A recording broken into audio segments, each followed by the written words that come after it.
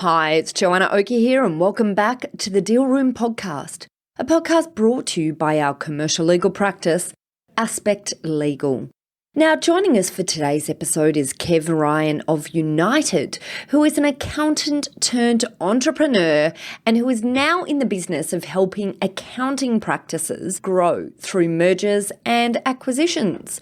So in this episode, Kev talks to us about what makes selling accounting practices different from any other type of businesses and the sorts of things that accounting firms can do to get higher valuations at sale. We'll also discuss other ways accountants can build their income annuity stream as an alternative to selling when selling may not be the best thing to do. We then flip over to the buyer's side and identify the buyer demographic for accounting practices in the market. And finally, we wrap up this episode with some examples of transactions that went really well and those which went tremendously wrong, with some great tips for all of our listeners out there. So don't go anywhere. Here we go. Ladies and gentlemen, good evening. Are you ready? Okay, here we go. You're listening to the Deal Room podcast. Join us as we bring you the inside scoop on business sales and acquisitions. Get across trends in the area and hear the industry's best recount their real-life tips, traps, and experiences. Now, here's your host, Joanna Oakey. Kev, hi, thanks so much for coming along to the Deal Room today to talk about this exciting topic relating to accounting practices.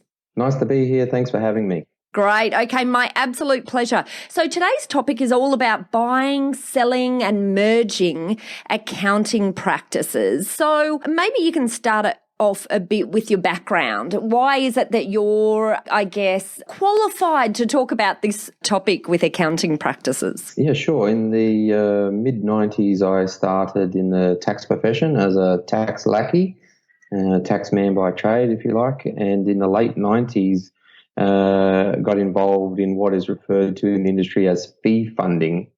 And up until the GFC in 2007, late or 2008, I ran and owned the country's biggest fee funder called SmartFee. Right. Fascinating. So you're an entrepreneur. Sorry, you're an accountant first and then an entrepreneur basically into the accounting community. And then now you've sort of come full circle and you're now dealing with buying and selling emerging accounting practices. Yeah, how it turned out is in that mid-2000s, on the back of the SmartFee business, we'd implemented that payment system into 600 plus accounting firms Australia-wide. And I'd learned a lot about accounting businesses that way and how to, I guess, improve and value them. I also, on the back of the business, had okay cash flow, and I thought that I might start a suburban type roll-up. And in that process, thought if I was a practice broker of choice, I might get to see things I'd want to buy before anybody else and buy them, get paid to sell the ones I didn't want to buy, which was a nice way of closing the loop. And I started the journey then. But GFC and some resulting career moves in and around that for a while. I had a bit of time off after GFC, and I started in 2010. Back into the industry with Buy, Sell, Merge Proprietary Limited and pitched myself as a practice broker, and since 2010 have been doing that somewhat successfully. Fabulous. Okay, gosh, that's an interesting history, Kev. I like it. There's so many different elements there, and I guess you've really found a way to meld your interest in accounting with also a little bit more of an entrepreneurial side. Is that how you view yourself? Oh, I guess I haven't thought about that too much, how I sort of view myself, other than just trying to help accountants get ahead. In more recent times, we launched Merge to Retire, which was aimed at the 60-plus-year-old suburban accountant sole practitioner with no succession opportunities. And that's been very rewarding because you can seriously affect someone's retirement plans and outcomes. And we team them up with the aspiring. So the aspiring and retiring coming together is a rewarding way to spend the day. That's a really good catchphrase. I like that, the aspiring and retiring coming together. I love it. I really like it. Okay, so maybe if we can then have a quick look at what makes an accounting practice different to sell, do you think, than any other type of business? At the moment, just demand from buyers. We have a general practice broking side to our business broking business, and the lead times and the hunting for buyers is nothing like it is in the accounting space. There's 100 buyers lining up for to purchase what I would consider pretty ordinary accounting businesses Is that every day of the right? week. Yeah, Wow. the demand is crazy. Wow. And it comes from all places. It comes from accountants struggling with organic growth or marketing and think that the way to bulk up is by way of acquisition. With an aging demographic, blooding young partners in is sometimes difficult for people to divvy up the pie. So they think that if they acquire an extra parcel of fees, it's a way of getting that next younger partner in. And then demands come traditionally and historically from other professionals as well. And the first one there and the obvious one is financial planners. But in more recent times, you've seen, say, some of your property distribution businesses that can get a really quick return on $500,000, $1 million in fees. Most times represents quite a number of client groups. They've only got to sell a few properties and they've recouped their purchase price. Right. Wow. Isn't that fascinating? So they're really looking at buying really a access to a client list. Is that? Well, that's exactly right. So when you're selling an accounting business, you're really selling to the next person an opportunity to continue marketing professional services to a list of clients. That's what it is. That's what the transaction is. That's what the goodwill is. So the property guys are able to leverage on a bit of the trust that's been built up to maybe shortcut some of the fears around property investment because it's coming from Bob Jones, the accountant that we've had for 30 years. It's an easier marketing distribution tool. Fascinating. That really is fascinating. So what sort of multiples are you seeing at the moment in terms of what, accounting practices could look to achieve if they're looking to hit the market? There's a couple of things there. So there is some listed players. So their multiples are more in line with traditional listed company multiples, which skew things in a huge direction. And some of these have actually been driven by overseas venture capital groups at the moment. So those guys are willing to pay well above the odds. Right. There then is about a line in the sand at 1.2, 1.5 million in fees, where it goes from the yardstick industry rule, which is cents in the dollar, to people looking at multiples of return, profitability. And it really is probably, in my experience anyway, been about that 1.2 to 1.5 million. So up to there, which is the majority of the industry, it's cents per dollar. And then people are looking at returns. But if you go traditionally, someone back in history made this rule that a third. So a third expenses, labour, and then profit. So 3 times earnings, you're back at nearly $1 anyway. So yeah. But then with the use of technology and parcels of fees being transportable because of that, and then bolting on to better systems. We're seeing $1.20, $1.30, $1.50 even if the business is a really good one and plug and playable. If you're a suburban guy, you're probably still getting nearly $1 for your fairly ordinary business just because of the need, the demand. And sorry, here in terms of accounting practices, are you saying dollar for dollar revenue or are you talking dollar for dollar profit? Dollar for dollar revenue. So if it's $1 million in fees, the vendor is getting $1 million. Wow, that's astounding. If only it was the same for legal practices. Let's not go there. I'm happy to help if anyone wants help on the legal side to increase multiple. So let's talk, maybe for our listeners who might be accounting practices out there who are interested maybe in considering the concept of a sale, what can they do to make themselves more attractive to this much higher multiple environment? Well, there's a whole bunch of things you can do, but the first question I ask of vendors is, why are we selling? Because it's okay to get $1 million for your $1 million in fees, but where are you going to get a return? Like even a fairly ordinary accounting business should be outperforming property stocks and obviously cash. My first question, if anybody rings me to say I want to sell my accounting business, is okay, well, why? And is selling the best thing to do? Because, you can re-engineer your accounting business and almost turn on an annuity stream. And I asked the question of the older guys as well, which is how Merge to Retire came to part. It's a program that we run for the 60-plus-year-old accountants with no succession plan. Why sell if you can bolt it in and get a lifetime value out of it until you're really ready to hang up the boots? Because older practitioners make really great business advisors, and you can take all the noise away.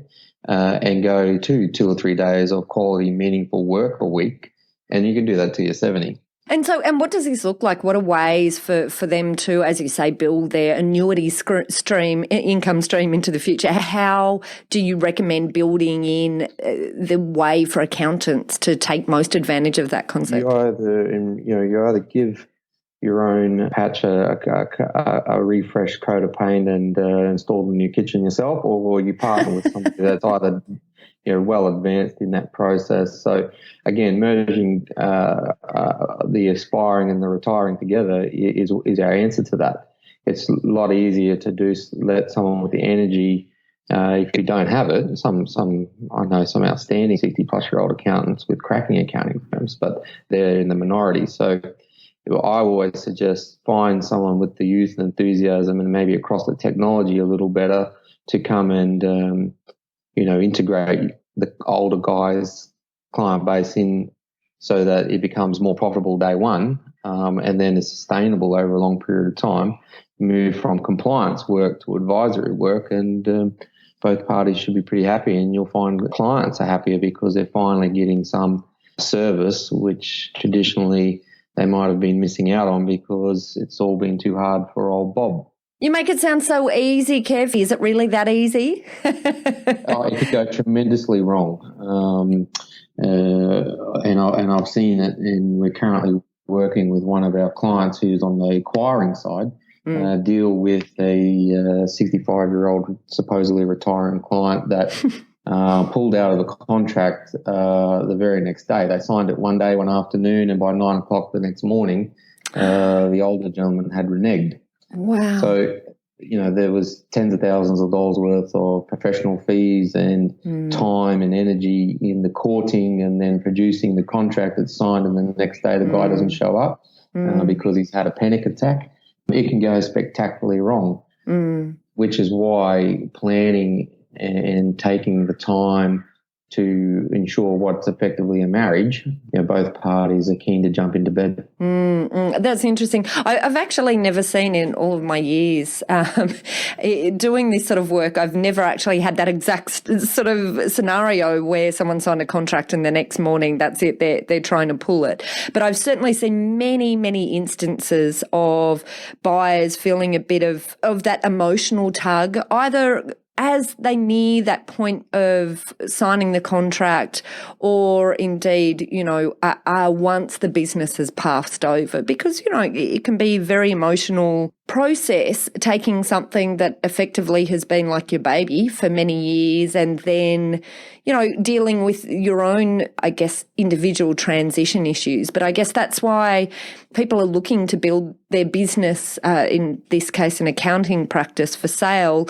It's so important to be really clear on what your own motives are for going through the process and then keep them really front of mind. Is that what you think too, Kev? Oh, absolutely. And our starting point is what we call discovery, which is a intensive planning process and initial sessions around all the why.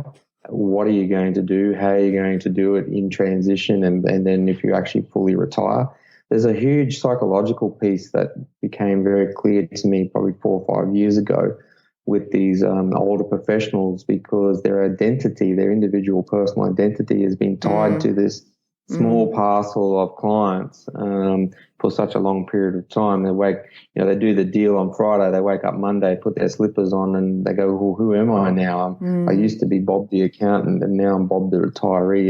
It takes tremendous planning to ensure that the steps are done properly, and the outcomes are sustainable and what people actually desired at the starting point. And I think also too is that this the letting go. And sole practitioners are sole practitioners for a reason. And sometimes parts of those reasons is that they can't get on with others and they can't delegate. They're control freaks. And the transition process just multiplies some of these psychological failings, if you like, or areas that haven't been properly addressed. And the planning is critical, like anything.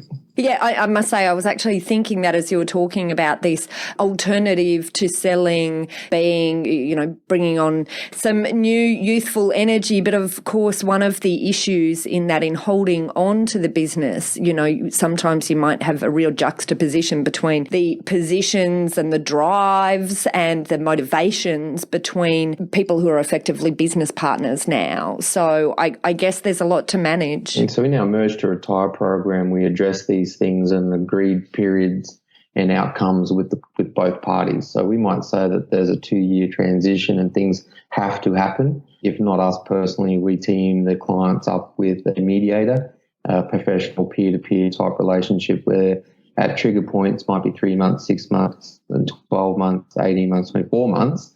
The parties come together with this mediator to make sure things are actually happening. And if you've got the contract of sale right, you can exit, you can enforce penalties.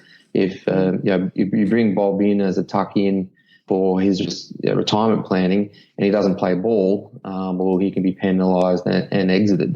Yeah, the passing of control is very, very important. The acquirer can't be seen or feel like a junior partner. He needs to be in control. Yeah, that makes absolute sense.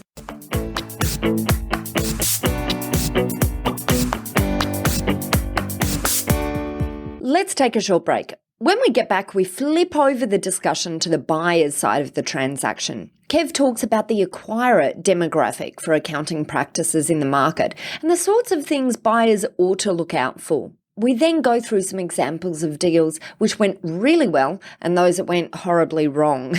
And that's next. I'm Joanna Oakey and you're listening to the Deal Room Podcast, a podcast brought to you by our commercial legal practice, Aspect Legal.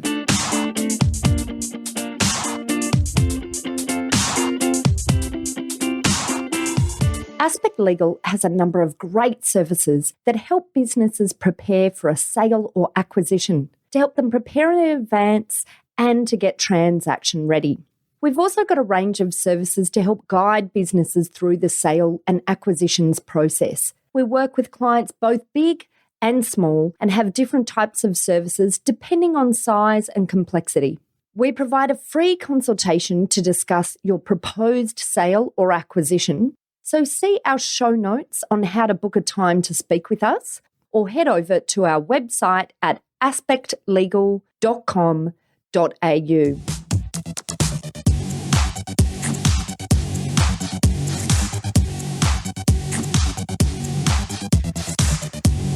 Welcome back. Earlier, we talked about Kev's background and how he got involved in the M&A space. Kev then talked to us about the massive demand for accounting practices out in the market and the multiples that we're seeing in this space. We also identified ways accounting practices can make themselves more attractive and increase their value at sale. And just before the break, we also talked about other ways accountants can build their income annuity stream in cases where selling isn't the best thing to do. Now, let's jump back to our conversation with Kev and flip over to the buyer's side of the deal.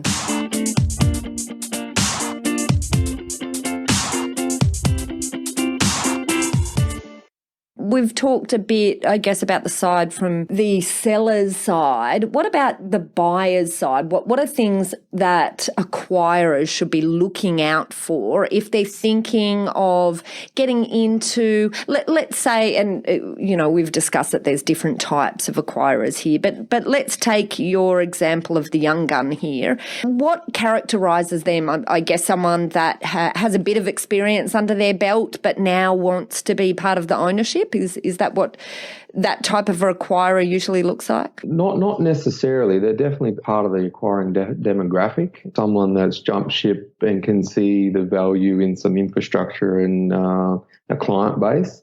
Generally speaking, though, the people I'm seeing in that space are, say let's call it 40 years as an age demographic.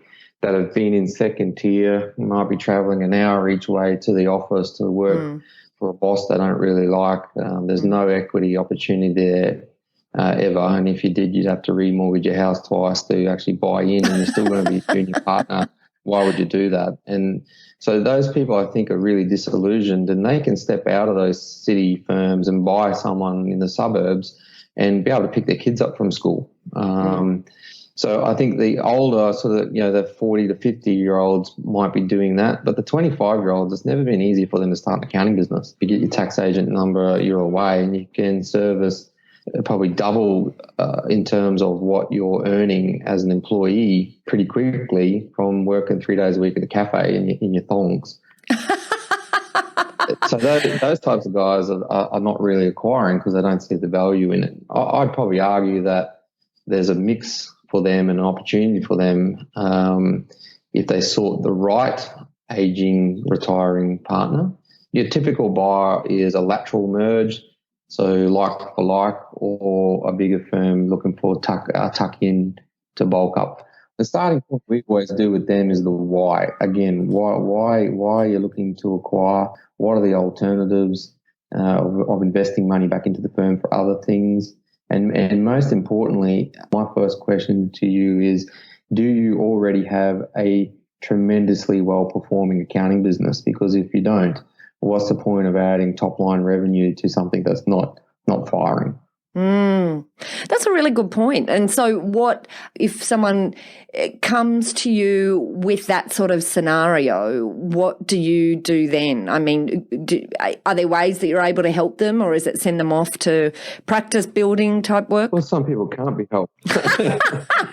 Some people can't be helped. They won't change, or they think they know it all. So some people can't be helped. But those that are willing to listen and get some advice, we just go through the obvious parts to the accounting business. What's working, what's not, what are the opportunities being left on the table, how efficient are we in producing our core activities, and still today the core activity is tax compliance. A lot of professionals think that they're exactly that, a professional, but they're really missing the point that the business of accounting is manufacturing tax returns, and the people that are getting the most out of it have taken a manufacturing view to data manipulated, data lodged to the ATO and get paid. It's manufacturing 101. So you can start there and get some early wins, and then you can say, okay, well, what type of client do we like and how are we getting those?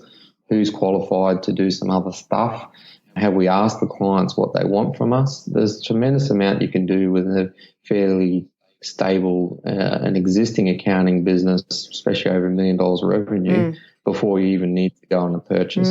That's a really good point. I mean, it's fascinating, isn't it, that acquisition is sometimes looked to as a strategy, but you're saying really you need to make sure your own house is in order first before you pumping more business into it from an acquisition. That'd be my advice. Yeah, okay, great. All right, and then maybe if you can just leave us with a couple of examples that you've seen in this area of an acquisition or a merger that's gone really well, and any lessons out of that might be useful to pass over to our listeners. And then maybe also on the flip side, an example of something that has gone tremendously poorly and anything we can pull out of that for usefulness into the future. Yeah, well, I've touched on the spectacular fail from that merge to retire example, where a younger gentleman spent a lot of time and effort courting and engaging with a older gentleman for the purpose of managing their succession and retirement issues,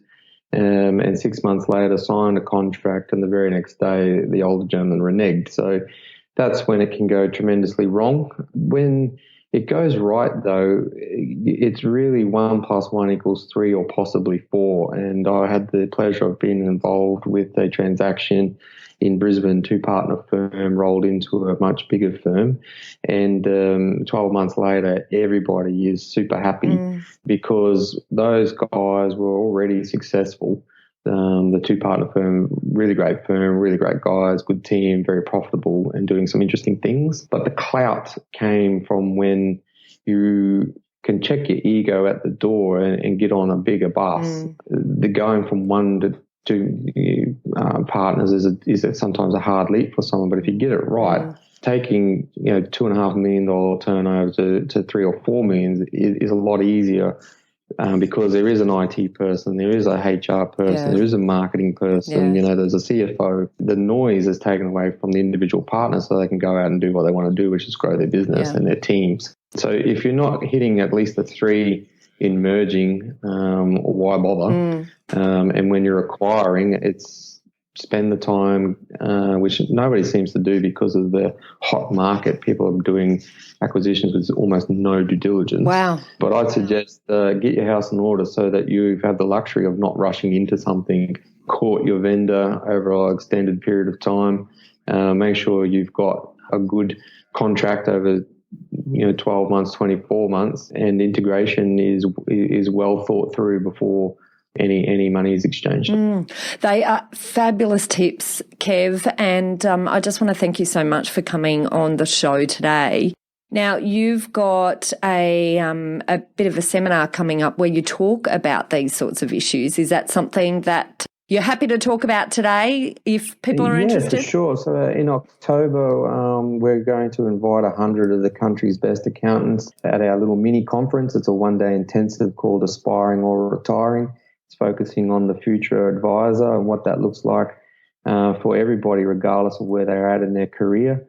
The tax is the cornerstone of what we've been doing for ages, but it is changing in the way it's being done, delivered and priced, and the technology is allowing a lot more information. So moving away from compliance into advisory, compliance is always going to be here. We live in one of the most overregulated countries in the world, so tax compliance isn't dead. Don't believe the scaremongers.